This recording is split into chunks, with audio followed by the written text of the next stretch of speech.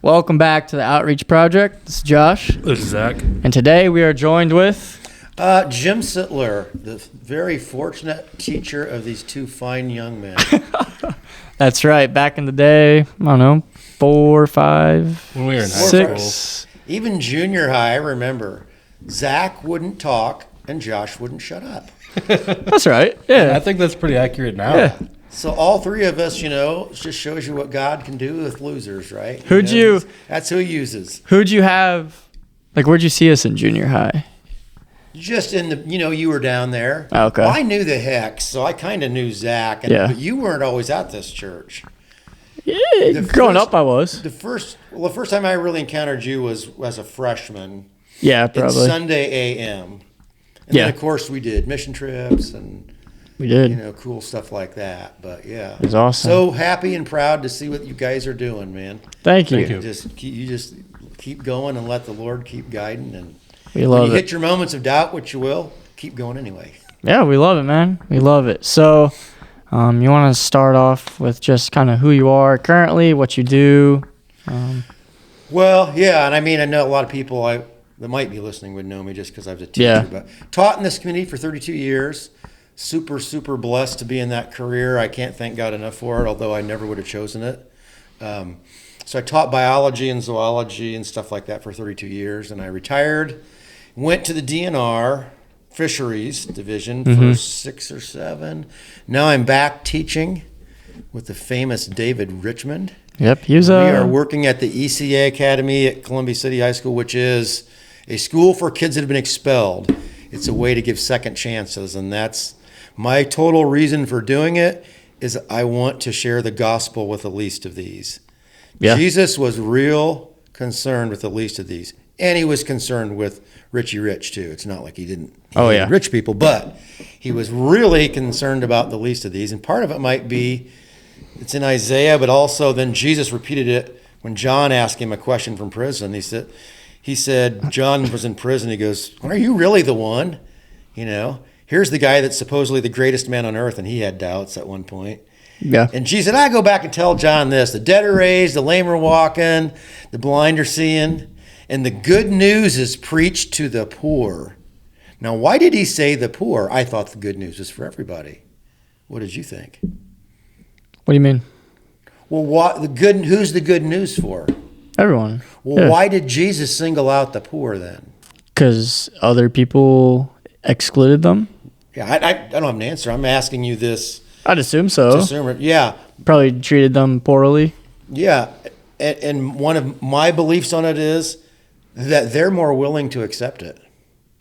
And I've encountered this enough in my life with people in poverty that they can be in a bad situation and maybe even have some bad habits, but there's a level of faith they have that's beyond mine.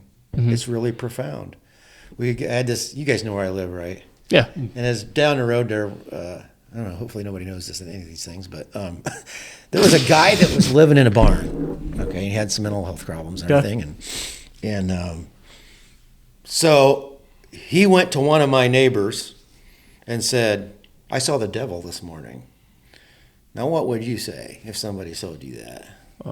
Can you explain what you saw, please? Yeah. Yeah, or maybe kind of laugh it off. Oh, come on, Bob. You hitting the sauce a little too hard last night. Whatever. And this neighbor of mine that he talked to, super good person, but I don't think they finished high school because of having to work. And this neighbor said, you better get right with the Lord, Roger. And I thought, that's one of the most profound answers I would have never, ever thought of that. The simple people sometimes get it better, and maybe that's why Jesus said, singled out the poor. Along with, again, we're speculating, it's not in Scripture, so we're just giving ideas. Yeah. But I know from being around people in poverty, there's a level of faith sometimes that is beyond what we experience because we can do stuff about our situation. Mm-hmm. They need a little more, hope, reassurance. Something to lean on more. In James it said God has blessed them. Well, what better blessing than a level of faith that maybe... Yeah. I saw it in Guatemala, your sister did. Like, how come they're so much happier than us and they got nothing? and they're drinking water with bugs in it, and all kinds of stuff. Yeah. Like, well, maybe that's a blessing. Resign, given to the poor, and I'm cool with that. I think that's awesome. Oh yeah. So currently you're with Dave Richmond in the schools. Dave Richmond, ECA. Yep, he was on here. If you're listening now, 2 episodes ago. Hi, Dave. Yep. He's not listening. How do you know? We know. He might. I don't know. His kids listen. Do they? Yeah. Hi, Landon. Hi, Logan. Hi, Lily. Great family. But let's kind of just learn about you. How the heck you got here? Where'd you grow up? So I guess spiritual journey is kind of what you're asking. And life too. Yeah. Yeah. Well, so grew up in a really good home, small farm in Indiana. In town. In this town? No, Silver Lake, which is part of Warsaw. Okay. South of Warsaw. So grew up on what a wonderful way to grow up, farming. My dad was a teacher and a basketball coach. Mom was a nurse. So I remember accepting Jesus as a little kid, but I'm not one of those people that can say, on March 4th in 1967, and a light fell from heaven. Mm-hmm. I know I did, and I remember feeling it. And back then you said, ask Jesus into your heart was a big statement you told people to receive Jesus. Yeah. There's not a list of words you have to say, but I felt it. I knew I wanted it, needed it, and said, Jesus, come into my heart. And then it just kind of, about junior high, that all went on the back burner. I still believed it, but I wanted to be cool. The cool kids were doing cool things, and I wanted to be cool. So and church wasn't cool. So went away from it, really got rebelling in high school toward the end. Stayed out of trouble mostly because the one goal I had in life was to play college basketball. And in my day, if you got caught with anything, you were done for a year. So it was a big deal. So, but anyway, didn't look at girls the right way. Went to college on a basketball scholarship to a junior college in Montana. Really went into full-blown rebellion there. And then God did a couple things to get me back to him that I didn't even know that's what he was doing at the time. Yeah. And so like what? Well, I will never accuse or criticize somebody for procrastination. Because I am the best. I may take it to a notch of supernatural, but so I got to the end of, in junior college you get an associate's degree, a 2-year degree. So I got to my last quarter of junior college, had paid absolutely no attention to how many classes I was taking.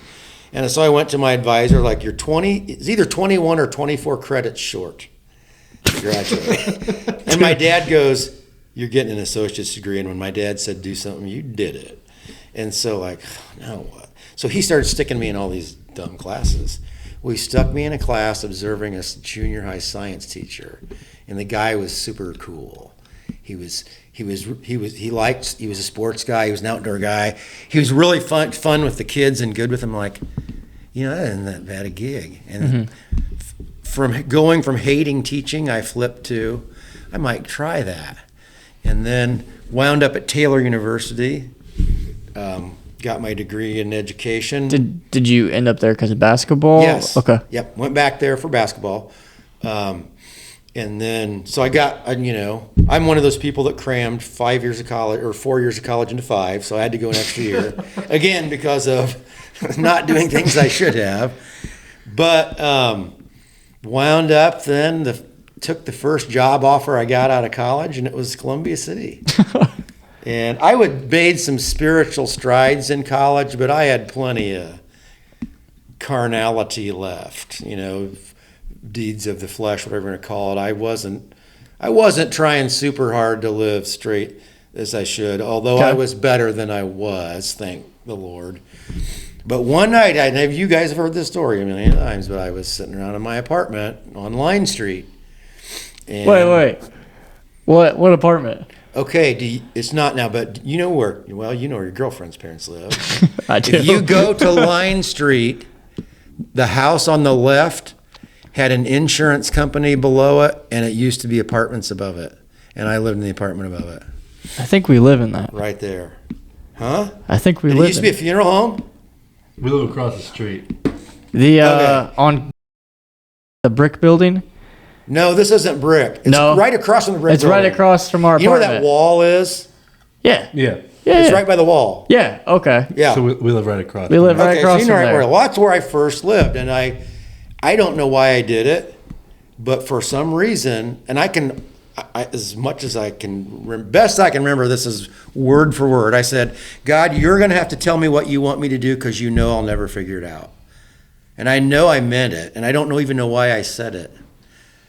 And then the next day, a guy from this church, which wasn't here then, it was by Dairy Queen. Okay. His name was Dave Green, and I'd met him maybe once, but I didn't know him. Called and said, hey, you want to teach high school, Sunday school at our church? We'd like to have you do that. And I'm like, oh crap, God answered me. You weren't supposed to do that. I didn't really want you to tell me anything, but he did. And like, I that's one of the times in my life I can go, yep, 100%, can't get around it. And you were attending church at the time. I was attending church, and I worked as a volunteer a little bit with Campus Life. Okay. But if I wanted to go on a ski trip with my buddies on the weekend, I did. I mean, it didn't bother me to miss church because I didn't have an obligation other than I knew I should be there and I wanted to be there. Gotcha. But I was single. I was like, living the dream, whatever, which isn't the dream. But anyway, I tried to get out of it, to be honest. I tried to get out of it because I didn't want to do it. What'd you do to get out of it? Well, I just thought, I can say, well, I'm coaching basketball. I'll be too busy there. I'll be up late on the week. I just thought of reasons because it was intimidating. I didn't know how to teach the Bible, and two, I just was selfish. Yeah. I wanted my time. I loved to hunt and fish, so Sunday morning's great for that. Sunday morning and hunting season. Yeah. It didn't bother me to miss church for that either. So, but thank the Lord, I said yes, and to God's complete glory and Greta and honor. That was like, 36, 37 years ago, and I'm still doing it. Yeah. And there's no way I would have done that. No way if it wasn't God. And it's been the greatest spiritual blessing in my life. And there's been difficulties in it, just like everything else, but wouldn't trade that one for anything. Yeah. So where along this journey did you get married? Got married in 87, so I think, if I remember right, shortly after I prayed that, I met Trish. Where at? Well, this is a good story. Oh, she yeah. recruited me. I feel like kind of like a 4-H pig that you parade out there, and they go, hey, that one's got these qualities and this, I'll take that one. It was weird as heck. She's going to kill me if somebody ever hears this. You're good. Her mom, this is weird. I didn't know him at all. And her mom invited me to a Christmas party because I had a buddy that was leading Campus Life. His name was Ed Ousley, and I was working with Ed. And Ed kind of liked her sister. So I got invited to this party with and like at their house? Yeah, and looking back, it's like I'm by nature really introverted. I shouldn't have gone to that by nature. I should have said I'm not doing that because I don't know anybody other than Ed. Yeah. But that's how we met, and so that was gosh, that must have been 87. I don't know. So no, it wasn't. We got married then. It must have been 86. So she told her mom, hey, I like Jim. Let's invite him to the party? No, she didn't know me either. Oh. Her mom just out of the blue. To this day, it's got some gray in it, It was meant to be, right? I was just confused why you got invited. Yeah, and so am I. Look what it did to your family. You're messed up for life now. But no, that's how we met, and we had 2 boys, Jake and Landon. They both go here. Got 4 grandkids now. Just had the latest one a week and a half ago, maybe. So that's wow. That's a really awesome thing. So I've always been a guy that roamed around, liked to roam around. Would have never thought I'd have stayed in one place. Yeah. But this is again what God had in mind. And He makes roamers too that go spread His message within their abilities. There are people that are restless and won't stay put. Yeah. And people sometimes look at them as like they're not committed. It's like, no, they're not. They're going out and doing what they're supposed to. It's just everybody's not alike. I would totally have imagined ending back up in Montana at some point because I loved it. And if I had, I'm sure I would have gone down a really bad road because there's a lot of things out there that couldn't do it. Got me in trouble when I was there. Who would have thought your first job would have brought you here and everything with that? And then story with that, if you want to hear it. Yeah. Again, we all know that I don't plan very well. So I'm in my last 3 weeks of college, 5th year. I haven't sent out one resume. I was having the time of my life with my 2 buddies in this apartment, and we were living it up, man. And so 6:30 in the morning, one morning, there's a knock on our door. I'm like, who in the heck? Probably one of our buddies, you know. Yeah. I open it up. It's my dad. And he starts yelling the second that door is cracked open. And he was, you know, you didn't go to college to not get a job, and you haven't sent a. And I was like, how do you know you haven't sent?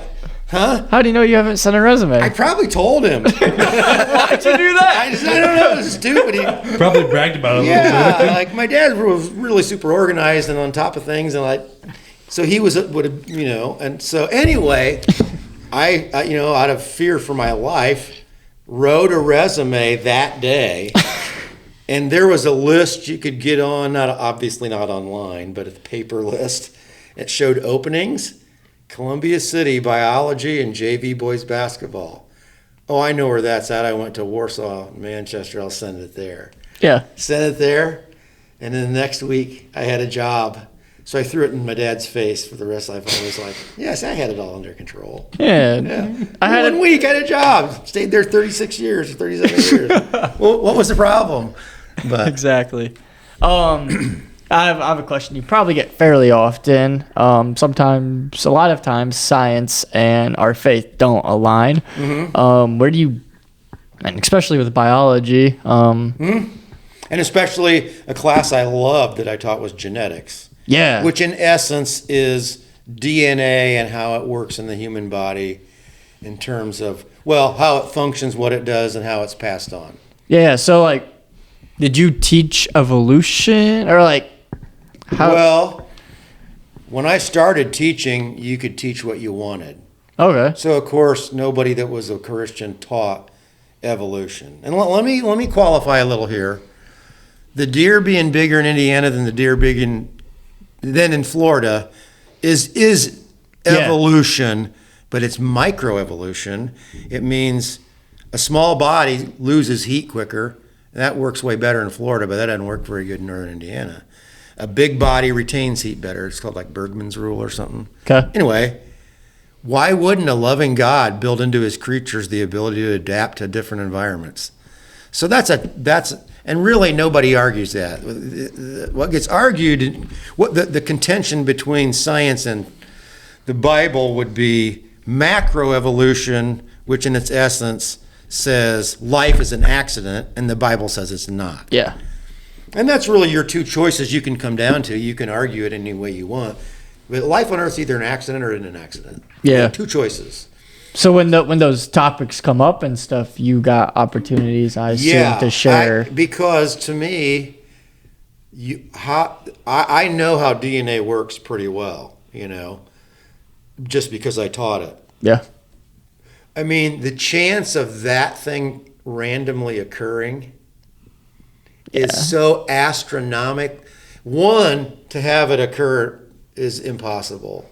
To have these letters that have to go together in a specific order, and if you mess one up out of a million or so, you might have cancer or something. That wouldn't happen.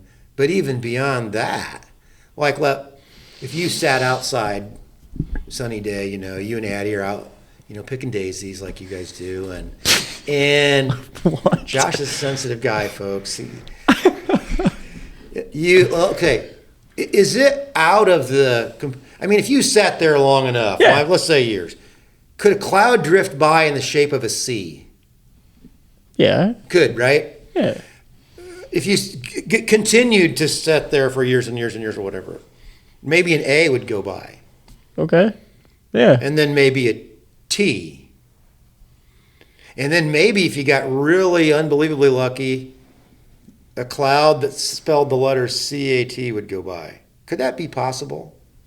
I guess. Yeah, I mean, yeah, for a very long time. Right. Yeah. Millions years, whatever. Okay. Which, like, that spells the word what? Cat.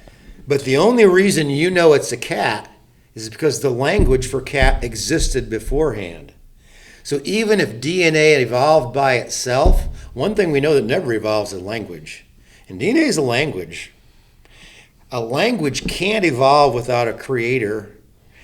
And so the molecule of D just by itself, totally excluding how it works, and all the other things, is to me evidence of a God. And if you don't want to accept it, it's because you start out on the whole idea of saying there is no supernatural. Yeah. Well, if you throw out the supernatural, sure, that's the only other explanation, other than aliens seeded the earth, which again goes back, well, okay, there was intelligent life, It's just, now you're not saying it was an accident, but yeah. So no, my knowledge of biology only enhances. And then I look in the Bible, God's, people were getting bad, and God goes, man, I'm not going to put up with people for forever, for they're only mortal. In the future, they'll only live to be 120 years. I think that's Genesis 6 or 5. Well, lo and behold, what do we find out in 1980? This guy named Leonard Hayflick.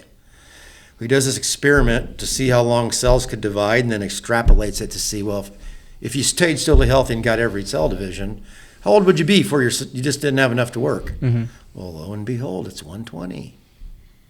Imagine that. Well, then what about these people that were 900? Well, do you know any cells that can live forever? Say yes. Yes. Yeah. They live forever unless you kill them. What is it? Is this Their biology teacher did poorly. I'm just going to qualify that. bacteria? What kind of a cell? You better get it out of you or it'll overrun your body and never die till you die. Zach, hit him, man. I quit. Cancer! Right? Yeah. Yeah. Duh. Now, why do cancer cells divide indefinitely? Because the thing that wears down on a chromosome, I'm probably just completely boring you now, but the little thing there's a thing on the end of a chromosome called a telomere, and when it wears down enough, your cell's got to stop dividing, or the chromosome would unravel, you'd get massive mutations and die. Okay? Makes total sense to me before the fall, after the fall, but before it got even worse, those little caps were going back on there because a cancer cell does it normally. Just cancer cells are bad. Yeah. If your normal cells did what cancer cells do, you would live between 700 and 900 years, assuming, you can get run over by a rhino or something like that. So the whole point of this is my biological knowledge only backs up the Bible. Yeah. There's nothing in it that refutes it. It only makes it that much more believable and understandable. So then what drew you to want to be a biology teacher or a science teacher? Like what drew you do that? One thing, loved the outdoors from day one. I was catching frogs, snakes, you name it, bringing them home, putting them in boxes, outdoor all the time. Once I got old enough, I was hunting and fishing, interacting that way. But I have always really loved animals, wildlife. I can go out and look into a lake and just be fascinated still by what's in there and how it's all interacting, and seeing that's just another has to be. You go out at me at night and do electrofishing with a DNR, you should walk away going, looking in that water and seeing what's going on, got to be a god. Too perfect, couldn't have happened by an accident. It just fits together so well. But that, I wouldn't have wanted to teach anything but life science because of my love for nature. Did you have a plan before you felt led to teaching? Like what were you gonna do? Sort of, and yes and no. I majored in forestry in junior college. But what I found out, like my second year, was you needed to go on with it to get a 4-year degree, and like you had to take like 3 years of calculus. And I'm like, whoop, nope, not that. So I can't. I was so clueless. Guys are not. You could at that time you could get rich in Montana and work on oil fields. So I kind of thought. I mean, rich meaning in 1980, if you could make 120 grand a year, I would say that's equivalent to $500,000 now. That's very well. Yeah. Even now, that's very well. Yeah, but for 40 years ago, that was so it was really dangerous. Not everybody, most people that were doing it were on drugs and alcohol, which I would have done. Gotcha. And I just figured that I'll just marry some good-looking cowgirl and I'll go work on an oil rig. And I never thought about having kids. I lived just 2 seconds ahead of where I was. Yeah. Living, gotcha. Yeah, what's the next good time? Gotcha. Yeah. And then God totally flipped it. Yep. He had a plan all along. I didn't know it. So you met your wife, you had a family, started teaching, and then felt the call, or before that you felt the call to teach Sunday morning. I never felt a call. I asked a dangerous question, which is, and God, what do you want me to do? And got an answer. Yeah. And anybody that does it and means it will get one. I've asked God a lot of times for an answer, and in my heart of hearts, I'm going, I hope he doesn't answer, I hope he doesn't answer, or I hope he doesn't say this. And God will be like, fine, that's okay. Yeah. I'm not going to force it on you. It'll be the best thing you'll ever do, but I'm not gonna. But the day you mean it, the day you'll get, you're going to get something. And that's what did it. I had no desire for anything in Christian, what you would call ministry. Not anything. Other than I knew I didn't want to go to hell. Is there a scripture that says you're going to get an answer if you ask? That says? Yeah. Yeah, and I'm just trying to think of one off the top of my head. Let's see in John here. I could find it easier in Google. Google that, Zach. What do you want me to Google? I appointed you to go and produce lasting fruit. He's talking to the disciples. So that the Father will give you whatever you ask for using my name. And that clearly doesn't mean go ask for, hey, God, can I have $1 million? Or, well, I think you can ask him. Oh, yeah. But let's say you ask God for $1 million, Josh. What are you really asking for? Your own desires. Yeah, but look, what do you really ask? Why do you want $1 million? Have worldly possessions. Yeah, have fun, your own fun, okay. Own money, be rich. So what you're really asking for is security. Yeah. Okay. You thought it meant $1 million. Mm-hmm. God meant it. I'm going to put you in a ministry praying with people at work. That's your security. Yeah. That's the thing that makes you really secure. So you will get what you ask for. But what I've found out is many times I was asking for the wrong thing, or I didn't even really know what I wanted. Yeah. I thought I did. I thought it was this, but it wasn't. God had something better. So I got what I asked for. Sometimes people are just they're asking for confidence. Sometimes you're asking for assurance. Sometimes, people will pray and pray and pray and pray if they're not married. Give me a wife, give me a wife, give me a wife, give me a husband, husband, husband, husband. What are they really asking for? To be secure in a relationship. Mm-hmm. Maybe God will give you that in a way you didn't think. Yeah. His ways are different. His plans. When you look at the Bible, again, that's just one example.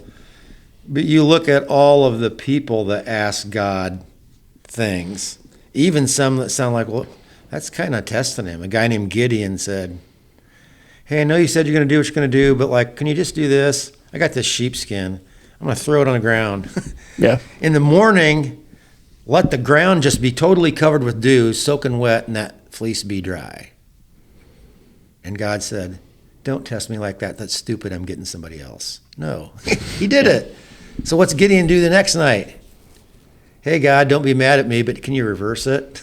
Yeah, I'm paraphrasing this, obviously, but yeah. Yeah. Can you let that fleece be soaked and the ground be dry? And God did it. He met Gideon at the point of his faith. People ask all kinds of crazy stuff, and God did it but he's my loving Father, and he knows what I need. Can't tell you where it is in the Bible, but he says he knows what you need even before you ask him. So, yeah, the Bible is, God is going to give it to you. I've just learned, and I'm still learning to live with. I don't really know what I want. I'm not smart enough to know the whole picture. So if I ask for something and it doesn't happen the way I wanted, it's because something better was in mind, and I can't see it, and I'm not supposed to. Yeah. If you saw it all, it would take no faith, right? Absolutely. Yep. Zach, want to hit Isaiah 55:8? That's your verse, man. Isaiah 55:8 is. Let me think about it. My ways are not your ways. My thoughts are not your thoughts. As the heavens are greater or higher than the earth, my thoughts are higher than your thoughts. Yeah. And my ways higher than your ways. One of my foundation verses for my faith. Yeah. God is simply saying, I don't think like you.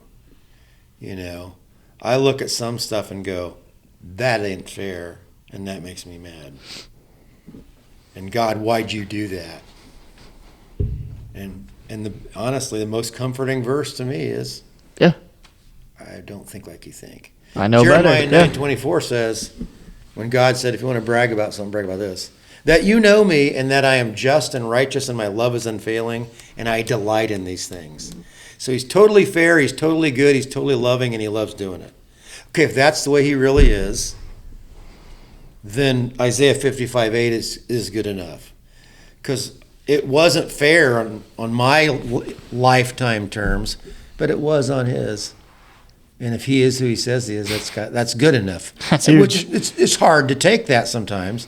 I'm not certainly, that's been times when it's like, I know I believe it, but I sure don't feel it right now. Mm-hmm. But that's a great verse. If you really know God, he's not thinking like I think. Yeah. I think we need this and such for a pastor here at this church. What do you mean? Well, I mean, let's just say I'm looking at our church and going, man, we need this kind of pastor. And he needs to be able to do this, and this. Okay. And God may be going, no, I've got this guy right now that's down at Duff's, and he's a drunk, and he's on his third marriage, and he beats his wife right now, but he's going to be your pastor someday. He's planning for that. But I don't know that because I don't think like that, right? Yeah. I would never think, just like this demoniac that we talked about. Mm-hmm. Who would have thought he'd have been a missionary?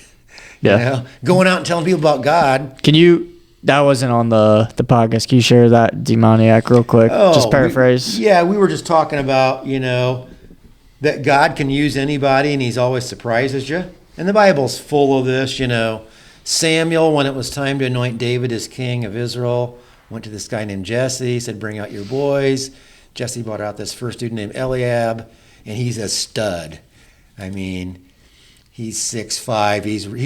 He's Chase Young, man, for a Jew. Yo, what? That's what I picture. You know who Chase Young is? Yeah. Like, that guy is ripped. Yeah. And I'm like, and Samuel said or thought, that's got to be him. And God said, nope, I've rejected him. The Lord looks at the heart, not the outside. Man looks at the outside, God looks at the heart. Yeah. So we were talking about God using anybody, and again, I'm using the word missionary, and that's because of what this guy did. Yeah. But in Mark 7, Jesus and his disciples ran into this guy that's demon possessed and by multiple demons, and he was uncontainable, uncontrollable. He ran around naked. He cut himself with rocks, so he was cutting himself. He broke chains, and everybody avoided him because he was horrifically scary, and no one wanted to, I don't want to get what that guy's got. I'm staying away.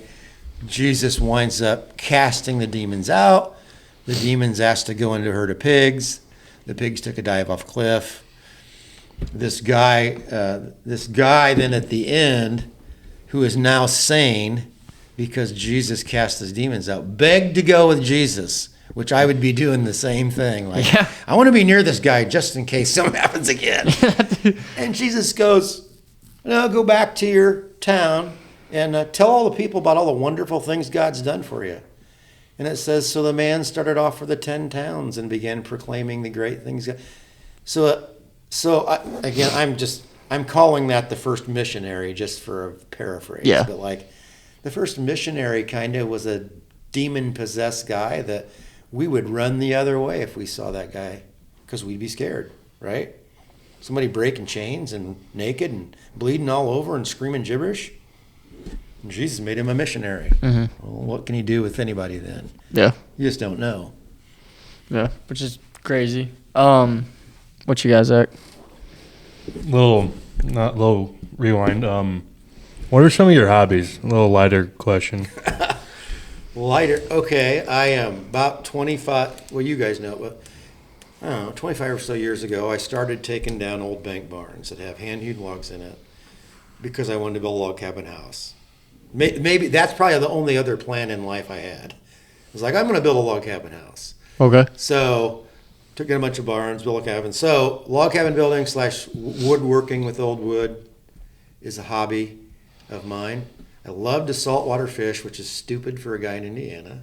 Yeah. I like to fish, period, but I really like fishing in saltwater because you never know How what's often coming. do you get out to saltwater? I try to go twice a year, maybe a total of 2 weeks, maybe 3 if I get lucky. Yeah. I like to go down by myself in October once a year, Okay. just so I can. That's kind of.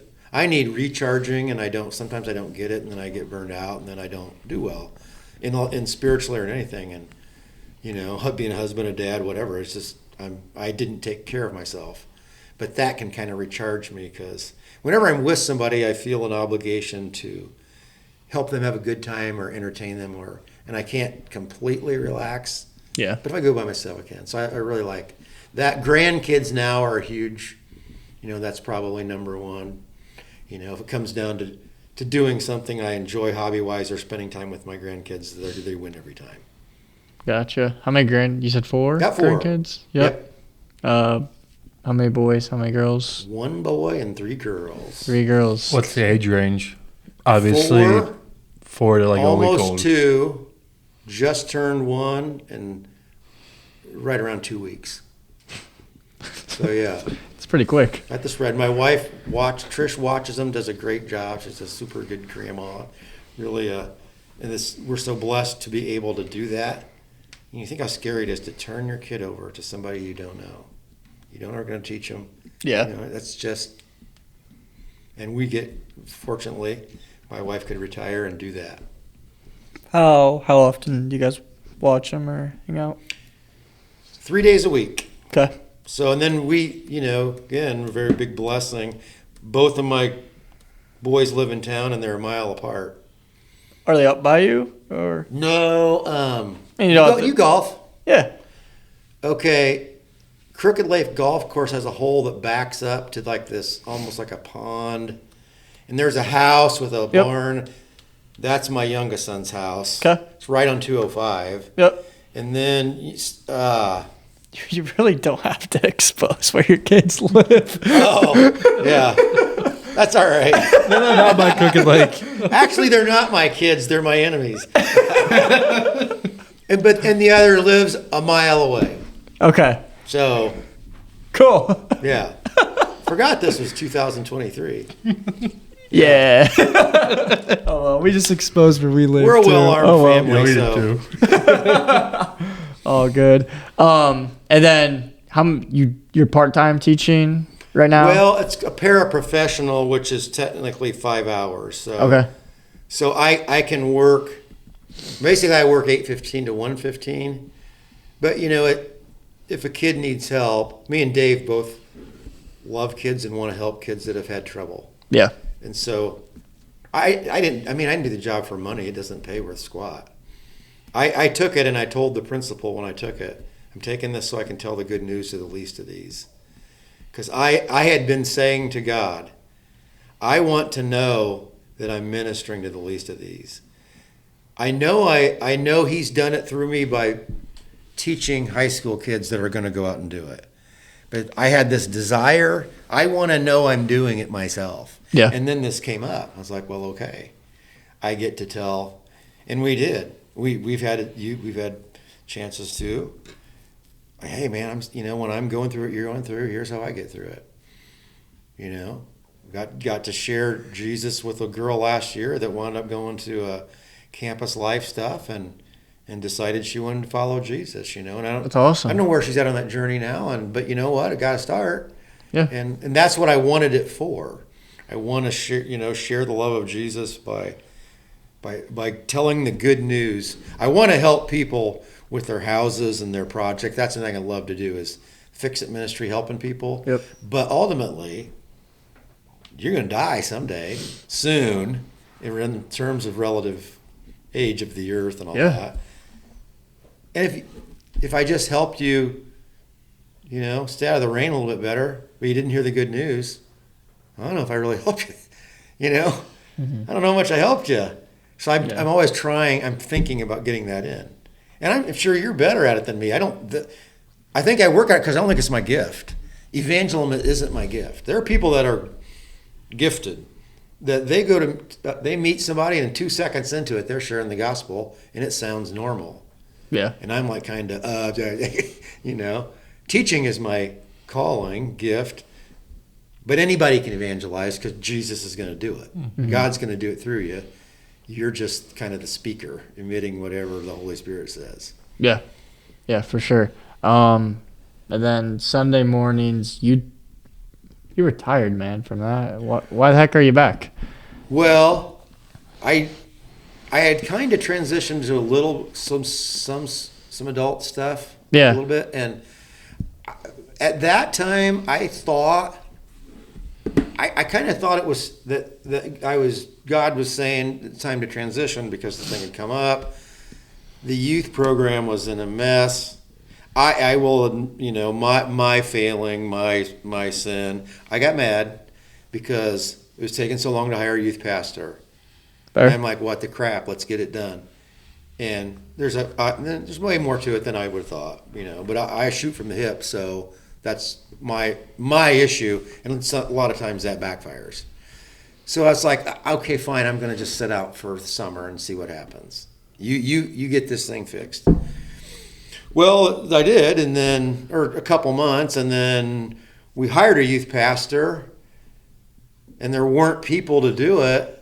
And Jordan Chappell said, hey, will you come and sit down with our youth pastor? And I said, yeah, and it was like the light bulb was on again. This is where you're supposed to be. Yeah. Didn't really tell you to get out, but that's okay. And I think, obviously I'm closer to the end of this gig than it was the beginning. I don't know.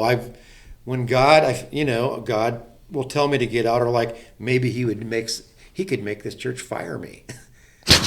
I mean, he could, right? To get you. He could. Because he wants, the other thing I've thought is, and I've totally blessed it. Teaching God's word is nothing better for me. I totally can't even explain how grateful I am.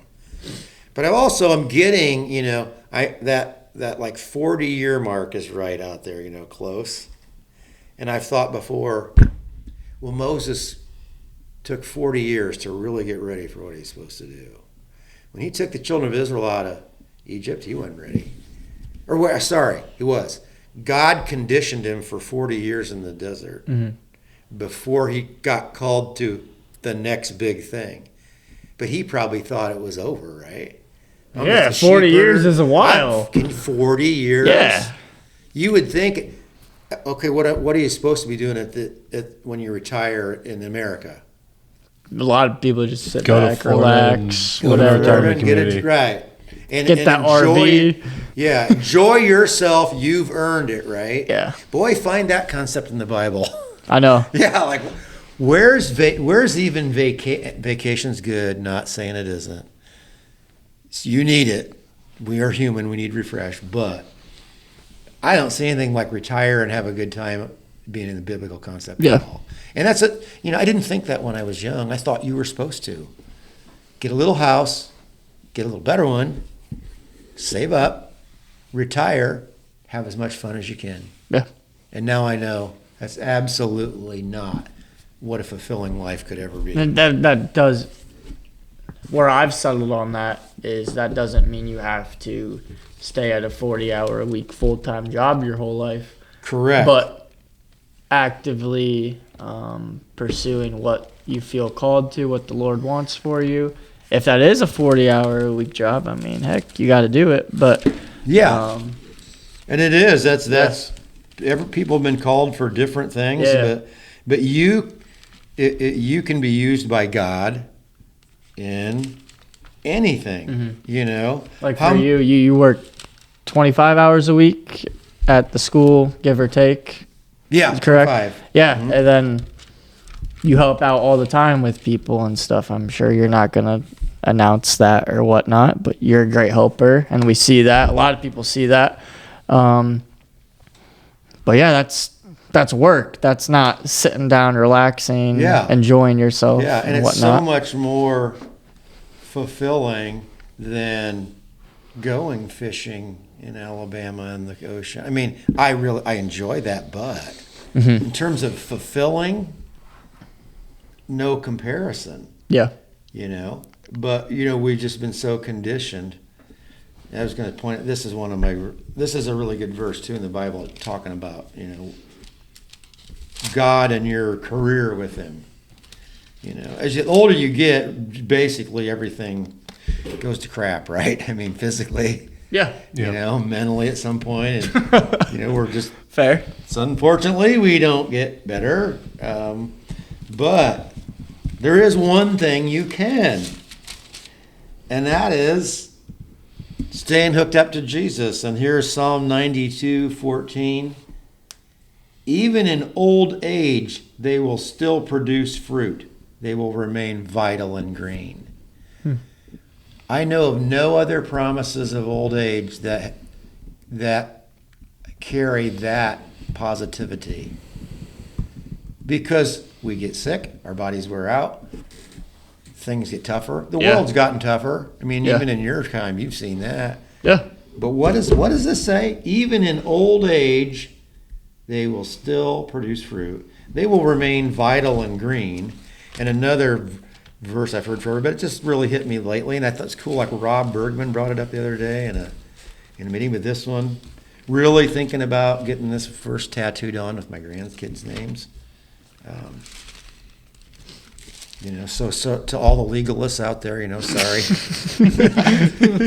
If that's a sin, I am sorry. I don't think it is, but I wouldn't be doing it. But that's okay if you do. I totally understand. But great thing is everyone agrees on Jesus Christ died for your sins. That's right. Jesus Christ died for our sins to save us from. Right. Yeah. Here's what it is. John 15:5. Yes, I'm the vine and you're the branches. Those who remain in me and I in them will produce much fruit. For apart from me, you can do nothing. So even as an old, broken down, maybe forgetting stuff. Yeah. Even in old age, they can still produce fruit. They'll remain vital and green when I remain in Jesus. Yeah. Yeah, it's not about like making sure I memorize more. Or, those things are important, but like remain in Jesus. Stick with me. Do what I'm doing. Mm-hmm. Learn to act like I live like I live. Let me help you. Gotcha. Yeah, that's what else do you have to look forward to in old age? But if you have that, wow, God's going to do something for me with me in His kingdom when I'm 80. If I get there, that's pretty cool, because what's really hard for a lot of older people, or do they suffer from? Depression. Yeah, it's a real thing. It's a real disease too. It's your brain is cellular, the same as your pancreas is, but a lot of it is feeling useless, feeling worthless. You don't work anymore. Even in old age, they'll still produce fruit. They'll remain vital and green. Yep. If I really believe that, I shouldn't be down that I'm doing nothing. I am doing something, and I might know about it, but maybe I don't. Maybe, 10 years from now, a guy you prayed for that you forgot you did it is pastoring a small church, or leading his family to the Lord. You don't know, that's the cool thing. The knowing, I guess, is cool, but I think that day you get revealed, the unknown will be like, whoa, this is like Christmas 100 million times over. Has that happened with you at all? If not, it's okay. I mean, plus I taught, so I had an audience all the time. There ain't any way you remember all of the things you say, right? Yeah. But I always, what I really value that it came from God is when you get something unsolicited. Like, you weren't at a retirement party where people write cards for some reason, and like, out of the blue one day I got a letter from a girl I'd had in Sunday school over at the other church. Okay. And this is 15, 20 years after I had him, Yeah. And said something about what had happened there in that Sunday school. And, as far as the way I look at it now, I would look at that era and go, you were awful. You were terrible. I should write letters and apologize to all the people how bad I was in the beginning. No, God used something in that person's life, and I was so grateful.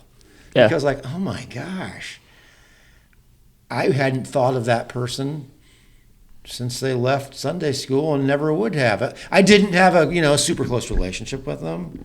I had a close relationship, a church relationship with them, but I was coaching boys basketball. They didn't play basketball or anything, I wasn't friends with the parents. So that's one, you just, and stuff like that'll happen, but I don't want to get depending on that to happen. Yeah. Because that's not real faith then. It's like, that's not the cause I of can action. only live in between each super spiritual experience. That's not really faith either. So, Yep. But I love it when it happens, and I'll never turn one down. Yeah. Yeah, of course. So we touched a little bit on teaching and whatnot. Let's get into some current things, man. You're on leadership team and pastoral search team. Yeah. That's got to be pretty busy. Yeah. This is, I'm glad for you to pray for me. This has been a much more stressful, tense season than some others. Yeah. That and part of that, I think, I mean, Satan's been wreaking havoc with us for a couple of years there. I mean, and I don't know why people maybe sometimes are afraid to say it isn't good, because it wasn't good for people in the Bible at some point either. When Joseph was sitting there with his feet all bruised up and ankle irons because some chick lied about him attacking her, I bet he didn't feel too good. So, yeah, I mean, we've been in a season of struggle at church, and that makes it tense when you're involved in leadership. And we've had some people leave unexpectedly, and that was very stressful. And so, yeah, doing those things can be really stressful, and we're just in that season. Yeah. And there's been seasons here then where it's been absolutely fabulous. Super good times with Pastor Johnny, super good times with this guy named George Reeser, which you probably never would have encountered. But we've had it all. I've seen it cycle. What's your role on these committees, teams, whatever we're calling on the it? search team, so 7 people are on the search team. Mm-hmm.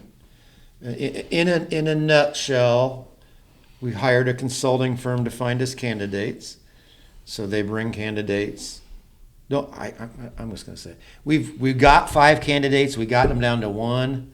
There wasn't a unanimous decision on that person, so we're now in another series of candidates. Okay. So that's been more meetings. I'm not really a meeting person to begin with. I don't really know people that are, but they're probably somebody that loves them. But I'm not either. No. Yeah, but I've been in more meetings than it's wearisome. But you have to, because this process has to keep going. You can't go, let's take 6 months off of this and we'll get a pastor 3 years from now. So, yeah. Tiberius, you're here longer. So there's that, and then I am the leadership team. I'm on the trustees, which is Jeremy Freeman's group. Mm-hmm. So that's building and grounds. Yep. And what's some things that entails, really? Well, Jeremy Freeman one of my idols and who I would hope to be like. So he does so many things, spiritual and everything, but he is responsible for the building and grounds. Yeah. And he's really good at that. He also has a very creative flair to him, so he can think of how to do things that will look good. And so let's say the church needed a new roof last year. Well, the trustee team will get together, Jeremy, and Jeremy will say, here's our options. What do you think? Well, I'm not Dave Richmond, but I've been in construction all my life, basically. And so I can look at the two materials listed and say, well, based on what I see, this one's a lot better option. We discuss it as a team, and then we vote on it, Mm-hmm. and then it would go to the rest of the team to approve it. Like the stewardship for money. Yeah, like there's stewardship, which is the money. There's, oh man. There's elders. What is it? Why can't I name those? I was in a meeting last night. Still tired from it. Probably that's why. Well, I don't even know Anyway, the name. there's a global outreach team. Yeah. We have different. There's an elder team. Mm-hmm. But that forms the core of the leadership of the church, within the elders being overseeing all of that. Yep. It's kind of how the church is set up. And what is this your only role you've played on leadership team? Yeah. Okay. I resisted it for years and years and years because it's a little bit Saul's armor for me. Saul's armor was state-of-the-art armor, right, in his day. I mean, He was special forces. And he gave to David, what David say? This stuff's crap. No, it wasn't crap. It was really good. He said, I'm not used to this. I don't need it. I have God. These things don't fit me. So, if in terms of the military, I'm not a general. I'm a warrior. I like to be on the field. And being on a leadership team is more of a boardroom. And I know I'm not good at it. So, but I did it to help out my good friend Jeremy. And I did it because, maybe I need to do something that is not my comfort zone. Yeah. And just be as useful as I can with whatever I've got. Be faithful. But I've been going here 37 years or 38, and 3 years ago was the first time I joined anything with what you'd call adult leadership. I was always just at the youth, which I loved, which I would rather be with. Which is equally as important. Yeah. But that's that's in the action, right? Mm-hmm. That's down in the action. But those people that plan so people can be in the action are super important too. Yeah. So you need them. I'm just not the planner, boardroom strategy. I'm like, give me a sword and let's just go out. Let's go out and do something. Yeah, for sure. And pastoral search, how's that going? Well, there's 7 people on the team. You'd probably get a different answer from different people. For you? For me, it's the struggle bus. Okay. We have been on the struggle bus for probably the last 3 sessions. And then maybe because God has said it is not time for First Church of God to have a pastor yet. Interesting. I have a feeling of that, but feelings aren't fact. If God told me it, I would say the Holy Spirit told me, but I'm not saying that. Yeah. But there is a strong feeling that there's some kind of a barrier to me because of that. You put 7 people in a room that have been following Jesus for at least some significant period, there's going to be differences. Yeah. And we get along great, but those have come out like, why'd that person ask that? I don't think that's important at all. Well, I know that person over there then is going, why is Jim asking that? I don't think that's important at all. So what kind of things? To get, and again, I told you, we don't pick the pastor. The company does? No.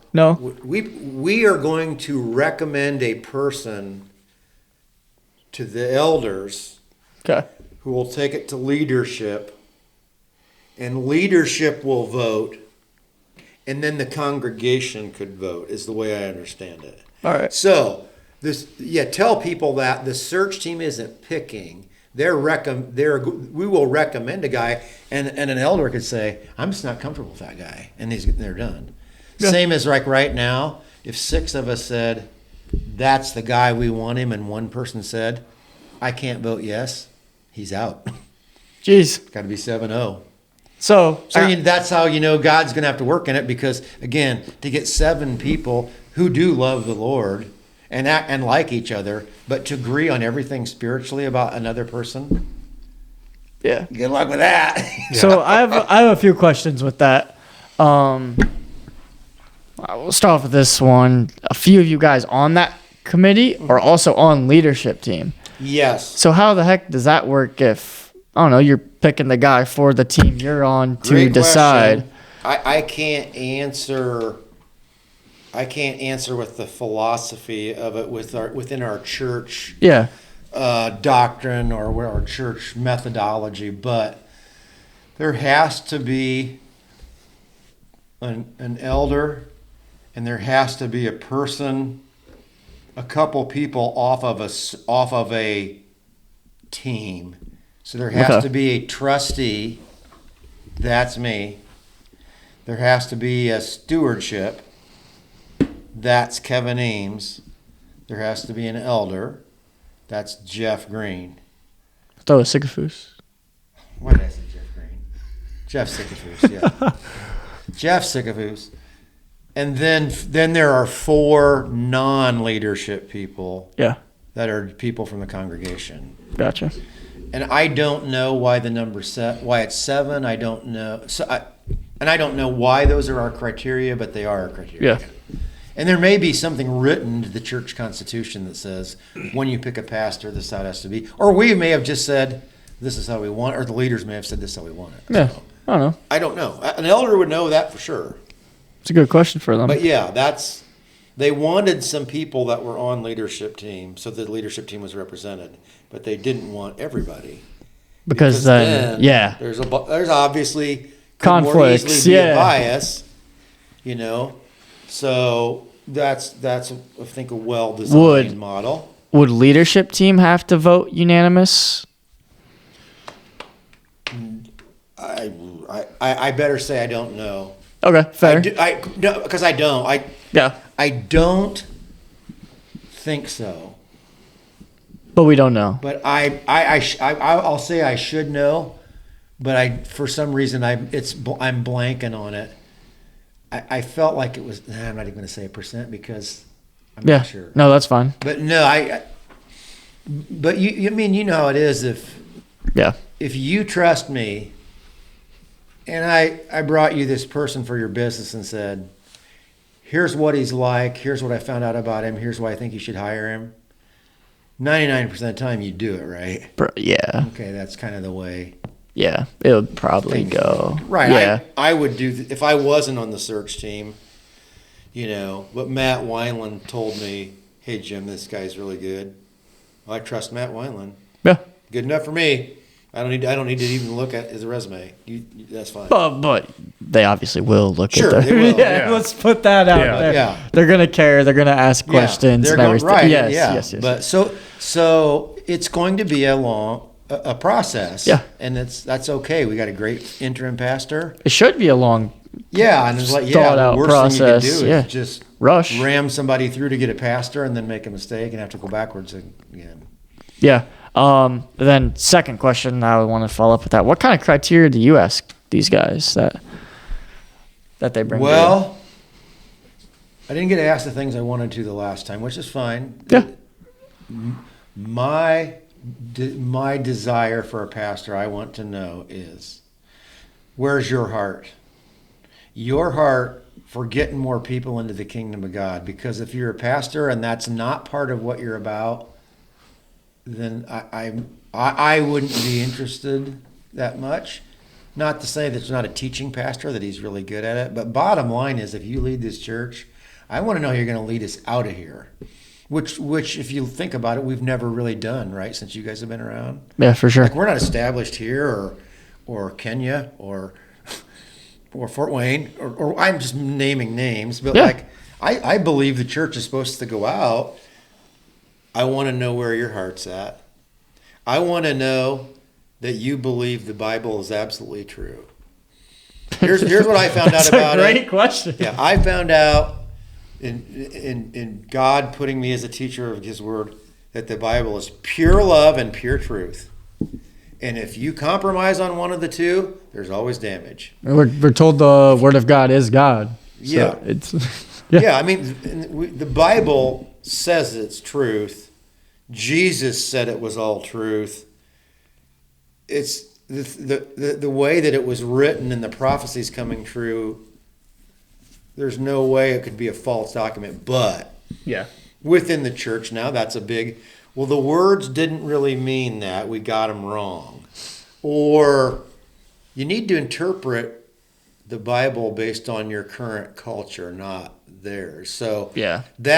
so you can do that. You can get false doctrine, which is dangerous. Absolutely. But just as worrisome to me is this form of legalism that says, if you don't believe like First Church believes on everything in the Bible, I don't know about you, man. You might not be saved. And, Yeah. And for darn sure, I'm not going to let you work in my church because doggone Zach Heck, he's a post-millennialist. And I'm a premillennialist. Dude, And I know I'm right. I thought you were going to say And I don't post-Malonist. Yeah. You know what a post-millennialist is, Zach? No. No clue. Again, in my opinion, one of the foolish things Christians get in fights about. We all know Jesus is coming back, Yeah. and we've made up a name for this called rapture. You know, you've heard Yep. that, all right? But it's not a biblical word. It's a word that refers to Jesus coming back. But with respect to the book of Revelation, there's three views on when it happens. One is he comes back before it gets really bad, before the tribulation, okay, the bad time. Okay. He comes back before things get really bad. He comes back in the middle of things really bad. He comes back at the end. Premillennialism before, amillennialism middle, postmillennialism. My point was, that's not important to me as a pastor at all because it's not the gospel of Jesus. It's not a salvation issue. Right, but here's the Yeah. thing is, if those issues become really important to me, and I'm just speaking for Jim Sittler here, Okay. not the church, anybody else, to me we are edging toward a legalistic view that in my view, leads to hardened hearts. Mm-hmm. This view over here leads to false prophecy and then immorality, which is almost always some kind of sexual immorality when you say the Bible's not true. Okay. When you don't just love like Jesus did and you say it's got to be our way, you get a hardened heart, and that ain't any better. I don't want either one. What I see is having to find a balance between truth and grace. Yeah. Yep. Jesus didn't he? Oh, he did a perfect job at it. Okay, stoner. But whoever didn't stone her, or whoever didn't sin, throw the first stone. Mm-hmm. What happened? They dropped the everybody stones. Yeah. And here's the perfect balance. Yeah. Where's your accusers at? How are they going? Well, I don't accuse you either. Then what'd he say? Basically, fix your Go and sin no more. fix your stuff. Yeah. Right. You're forgiven completely on grace. But don't keep living like you're living. Yeah. Yeah. I mean, Jesus, this is scary. Like, Jesus told a guy that he healed. I can't remember if it was blindness or crippled or what, but he found the guy later, and he goes, hey, stop sinning or something worse might happen to you. Like, can you believe Jesus said that? Hey, dude, you better stop sinning or something else worse. After he healed. After he healed him. He said that. So, like, great point, Josh. There's a balance. There's always a balance in Scripture. And if you lean left or right, you just get in trouble. Yeah. If you compromise on the love and you compromise on the truth, Jesus was pure love and pure truth, and that's what the Bible is. So, roundabout, that's a have to be for a pastor for me. Yeah. I could care less whether he's a pre, post, or amillennialist. I really don't care. But I do care that he believes the whole thing's true. Yeah. And I'm sure the pastor will have a view on something. We wouldn't adopt a person that had some significantly off doctrine. Yes. Like, well, Jesus was a way, but, God loves you. He's going to make ways for the other religions too. No, it wouldn't happen. But I wanted to see where a guy's heart is. And then I wanted to ask him sort of what we talked about. I want to ask him, what do you think the best way for the church is to evangelize in 2023? That's one. And I want to ask him, there's a ton of people that are never going to come to this church no matter what you do, that live in Columbia City, that are on their way to hell. How are you going to reach them? Yeah. What's your plan? And I want to know if somebody's thought about that and like, yeah, I thought about that. Here's what we're going to do. Yeah. Or, well, it's interesting. I really thought about it. I would like for someone to have already like, you know what, we're going out. And we're not going to necessarily worry about numbers in our church or if these people ever bring in any money. We're just out there to tell them the grace of Jesus. And I don't know how to do that as a church. I mean, this thing is huge. Yeah. But there's somebody gifted with that will. And granted, they probably won't have a set plan on that because chances are they don't live here. Right. Yeah. We've interviewed people that lived in Indiana. Yeah. But we've interviewed people in Arizona. Yeah. So Texas, somebody could come. They're gonna have no clue what this place is like. I have a general plan from my previous knowledge, but I'm gonna have to look at Columbia City and go. Exactly. Yeah. Yeah. There's this Titus verse that I feel like is okay. Here's where we're supposed to go. Who is this in Columbia City? Ask yourself, guys, who is this? You want a specific person? No. Okay. No, like A general question. yeah. Okay. Fair. It's Jim Sittler, the guy who's talking about that. What group? And we're not saying names. Okay. Because somebody could take that as an insult. Yeah, absolutely. Okay. No names. No specifics. No names. No Our groups. people, this is Titus 3:14. Again, one of those obscure verses that it's stuck in me. Our people must learn to do good by meeting the urgent needs of others, then they will not be unproductive. And when I read that, the thought that got flashed in my head was, who's the urgent in Columbia City? Who is it? There's a group of people, I don't know who they are, but there's somebody here, and there's 10 groups that need help. Mm-hmm. But somebody's number one. That's interesting. How do you find them? And I don't know, guys. I don't know other than to get on our knees and say, God, show us to them, because we can't figure that out, even in a town of, I don't know, 6,000, 7,000? I thought like 9. I don't know, whatever we are. Whatever. I can't walk the town and go, there they are. We got to be shown. But somebody here, their needs are more urgent than any. Maybe it's school children. Maybe it's elementary. Maybe it's a nursing home. I don't know. But I just know that we need to meet the urgent needs. And who is that in Columbia City? And I would love a pastor that can identify that and say, and you know what? If we got to empty our bank account a little bit to get something going for these people, we're going to do it and let God fill in the blanks. Yeah. Which. Mm-hmm. But that's maybe that's a good question for just your young group. Like Titus 3:14.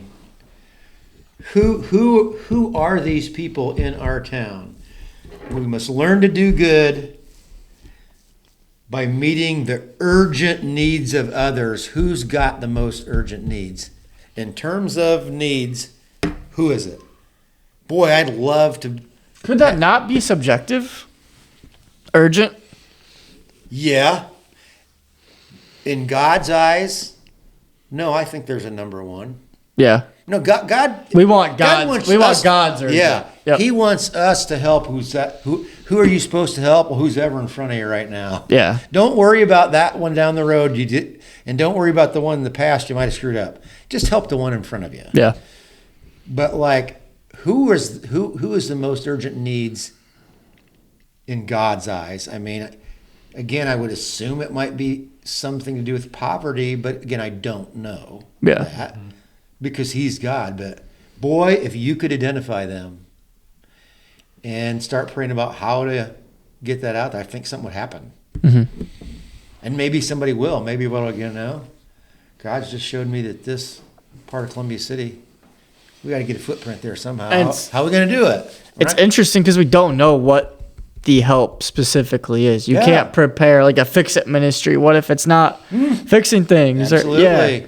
It might be social. It might be emotional. Yeah. It might be food. Yeah. I mean, It might be just spending time with them. yeah. Yeah. Yeah. Hey, what if it's this? What if it's foster care? Yeah. I heard a pastor's wife say the other day, a person that was a candidate, she's real big into that. And she said, if every church in America had just adopted one, or not adopted, fostered one, Okay. there would be no foster care. Interesting. Just the churches. There's enough churches in America to end foster care. I mean, obviously foster care is something that people will migrate out and in. Yeah. But if the churches would take care of one person, and that I'm taking the fact that they know what they're talking about because they're in it. One. Now look at our church. Do we have enough people to do more than one? Yeah, absolutely. Yeah. Like so, At least two. Yeah, yeah. Way to dream big, Zach. Way to swing for the fence. Now, yeah, but like, so maybe I don't know, but it has bothered me since I read it. Like, who are they here? Yeah. Do I know that they're in Sampango, Guatemala? Yeah, because I was there. They got an urgent need. Love to go help them again. But who in this community that are going to make an impact in the kingdom some way? Who are they? Huh. We'd have to be. Maybe that would involve fasting and prayer. Maybe I don't know, but boy, for some pastor to get lit up on that, it's like I'll follow that guy. We may make some mistakes, but I'll follow that guy. He's going after it. So you guys are on a... So those are what I'd like to ask. Yep. You guys are on another set of 5 now? Correct. Okay. So there will be, it basically runs like this. They give us 5 people. You see a resume. You should see a short 5-minute video of them introducing themselves. You have 2 or 3 samples of their sermons that then later you can go watch. Video sermons? Yes, Okay. video sermons that you can watch. So you can, and then from there you go, as it was a group, is there anybody in this group that we don't think would fit our church? Okay. And if we do, we eliminate them. Or we take all 5. I will tell you, we've never taken all 5. So how many people need to say we don't think they fit for them to be eliminated from just one person? Yep. If one person feels strongly, again, I'm not saying for me that that's my necessary preference because I'm not confident that my personal experiences and decision making are right enough Fair. to say, man, she really likes him. And I can't stand that guy because he went to Grace and I went to Taylor. Yeah. I think it and I think, the search team is evolving, getting how we interact with each other when that happens is a discussion we'll probably have at some point, because I know these things so they came up and we want to be able to work around our own personal preferences. Discuss what's really important. Because like I said, the guy I think might be the best one for this church, maybe absolutely not what God wants. Everybody's going, oh, we want somebody just like Pastor Tiberius. We got to get Tiberius. and I love him. Oh, absolutely. I am enraptured by his sermons. But if he was supposed to be here, it had been revealed by now. Maybe. Yeah, it could come up later. But at this point, I would say that isn't who God picked. At this point. At the moment, yeah. At the moment. If he turns that, great, then this becomes an easy job. That'd be really cool. Yeah, I think it. Most people but here's how that can work with humanness. We all look at somebody and we don't really consult God and we go, they're fabulous. Yeah. And we get them and it's a train wreck for us and for them. You end up trashing a family. I've seen that happen where we were so sure and that's the one, and we never consulted God enough. You guys remember a story in the Old Testament? You know, the Israelites were going to the Promised Land. They were kicking butt. God was kicking butt. They were just taking advantage of it. Okay. And God told them, don't make any treaties with anybody in these areas. Wipe them out. So this group of people heard about it. And they knew enough to know that's the real God and we got no chance. So they dressed in super ragged clothes, and they got these old beat-up wineskins that were cracked and leaking, and they got a bunch of moldy bread, and they went and met the Israelites. They said, hey, we're from a country far away from here. You know, look at us. Our clothes wore out. Our bread got moldy. But we know your God is God, and we want to make a treaty with you. You know what the Bible says? The Israelites examined their bread, but they did not consult the Lord. Now, you want to know how many times in my life I've done that? Quite a few, probably. I looked at the circumstances and said, I'm plenty adequate to figure that out. Yeah. And I didn't what? I didn't consult the Lord. What happened? Train wreck. Did God bring some good out of train wreck? Yeah, because he's God and I'm his kid. But boy, I don't think he necessarily wanted me to go through it. I just didn't ask him because I trusted me. What's up, guys? Sorry for the abrupt cutoff there. We had some technical difficulties. I'm chopping it up right now, and it's just not going to work for the rest of the podcast. If you would like to hear the rest of the conversation we had, we absolutely loved it. We'd love to have him back on. Surely it won't be the same, but I think we have a lot more stuff we could talk about. Jim's a great guy. So let us know if you'd like to have him back. With that being said, we'll see you guys next week. Thank you for understanding. Peace.